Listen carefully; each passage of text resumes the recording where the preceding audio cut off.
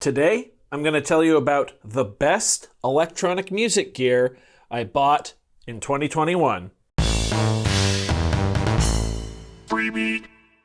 Hey, how's it going, everybody? Welcome to Freebeat, where I post new music-related content every single day, so if that sounds good to you, hit that subscribe button, ring that notification bell. Today's patron shout-out goes to Hornbory. Thank you so much for the support. Let's get started. So today, I want to talk about the best electronic music gear that I purchased in the year of 2021.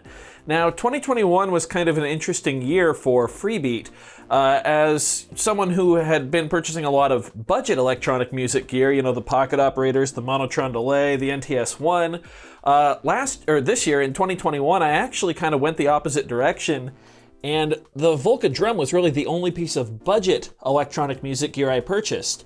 I made two major purchases instrument-wise in the MPC-1 and, of course, the OP-1, but neither of those are going to be the device we're talking about today. No, that device is actually the Zoom Livetrak L-12, and I consider this to be the biggest upgrade the channel has ever made.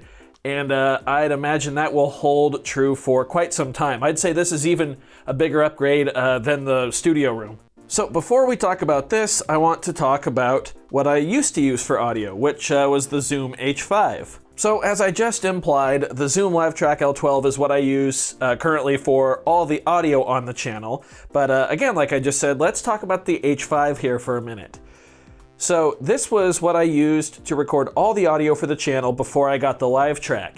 And this is a pretty beastly little device. It's got two XLR inputs on the bottom, then it's got an XY stereo mic up top, or you can bypass that with this 3.5 millimeter line in as well. So it's a 4-in, 2-out audio recorder, which is really nice, and it records to SD card, which is perfect. It's portable, it's battery powered, you can power it via USB if you'd like. Also via that USB port, you can turn this into an audio interface with a computer. So this device here was how I established the workflow of the channel.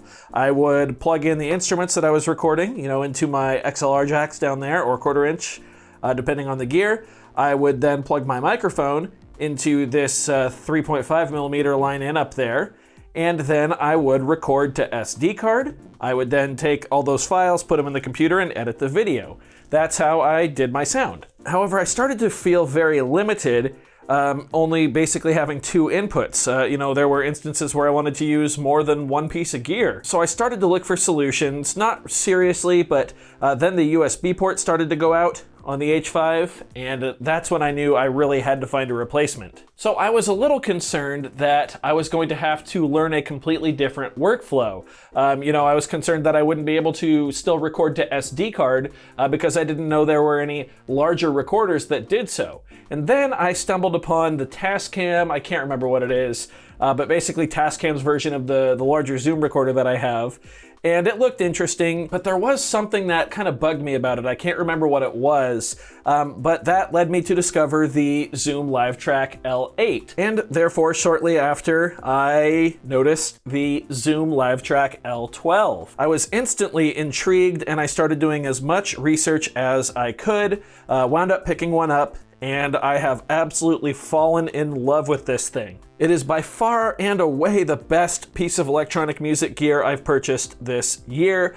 And well, let's just get right into the features. It's got 8 1/4 inch / XLR combo jacks for running, you know, mono gear into. Then it's got 2 pairs of stereo inputs here, 1/4 inch.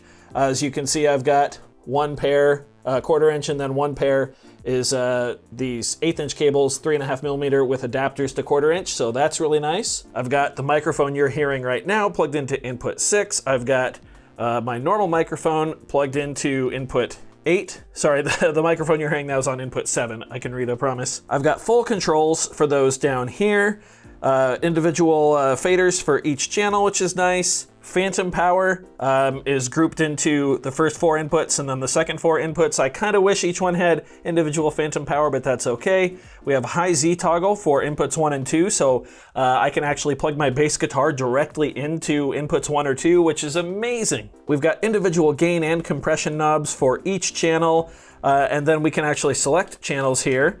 and whatever is selected, we can come over and now we have our channel strip here. So that's how we do our EQ and our send effects, which it does have some built-in effects. I don't use them at all, but they're there if you want them, I guess. For me, this setup is perfect because once I have my input dialed in, I just kind of leave it. This is basically my permanent setup here. I already explained these 4 inputs here, but I do have another mono input down here, which is for anytime I use a mono synth. So I've got my stereo pair right here, my mono guy right there, and then the 1/8 inch or 3.5 millimeter in right there. Those are all just ready to record my videos, just like that. Output-wise, we have a pair of XLRs, your left and right for your master out. And then on the monitor out section, we have 5 different channels, which is really, really cool. So you've got a separate left and right output, or one headphone jack out on input A, so you can use either of those. Then we also have dedicated headphone outs for outputs B, C, D, and E, which is so nice for like the live shows. Super, super cool. All 4 of us that take part in the live shows can actually plug into this. And yeah, really nice. Down here we have individual levels for all of the outputs and toggle switches on all of the outputs to switch between listening to the master or listening to your own individual mix per output. That was what really sold me on the Livetrak L-12. If we come down here, I can actually change between which output I'm adjusting the mix of, which is just so cool. You can see the levels are changing as I switch between the outputs. We got master at the top and then A, B, C, D, and E. This means, like I said, that each output can have its own individual mix. So in the live shows, output A will probably be Oliver, who runs all the tech stuff, so he might not have my drums super loud in the mix or the backing track super loud in the mix. Instead, he probably has the microphone at my drum set on high, so I can talk to him if I need to. He probably has the actual mix from the show on high, so he can detect if anything's going wrong, like the audio off the computer. Sorry for the audio, someone just started showering upstairs, I believe, so it's kind of loud, but oh well, we'll deal with it. But you get the idea, everybody can have their own mix. I can have a mix, I'm usually on B, and I can just have like the drum set and the sample player in my mix, and that's it. And then Oliver can actually patch in his microphone if need be with the mute toggles down here, which I don't think I showed off. Now, another thing that really sold me on the Livetrak L-12 was the fact that it is also an audio interface with the computer. So I've got USB coming out of the back. That's actually going around into the back of my computer here. And what's cool is you can toggle between USB audio with just the push of a button. Channels 9 and 10 and then channels 11 and 12 both can bypass their normal inputs for the computer input, which is so nice and simple and easy to use. I cannot express to you how nice that is, being able to just toggle that on and off and just switch between the computer or this pair at the push of a button. It's made everything so much easier, especially for recording audio from the computer for my videos, which you'll notice I've started doing a little bit more work at the computer, especially since Arturia sent me this bad boy right here.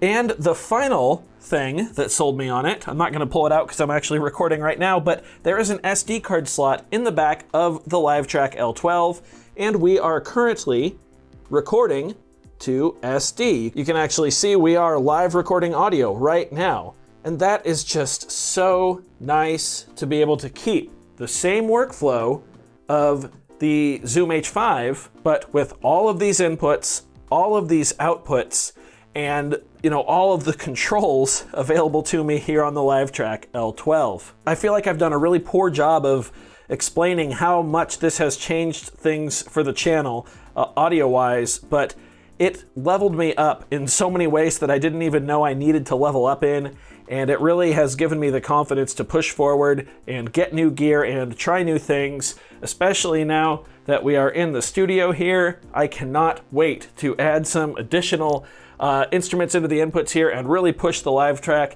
L-12 to its limits.